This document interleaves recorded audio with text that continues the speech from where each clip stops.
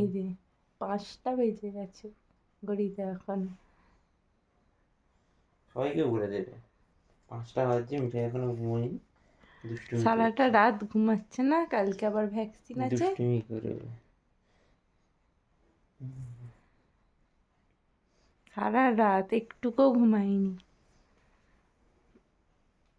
সবাইকে বলে দিয়েছি হ্যাঁ। এবার ঘুমাবে, দিনের বেলা আর উঠবে না, সারাদিন ঘুমাবে।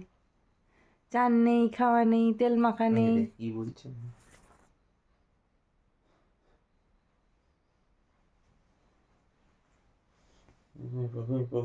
আর চোখটা দেখা, দেখছি। এই যে একটুকু ঘুম আছে ওর চোখে এখনো,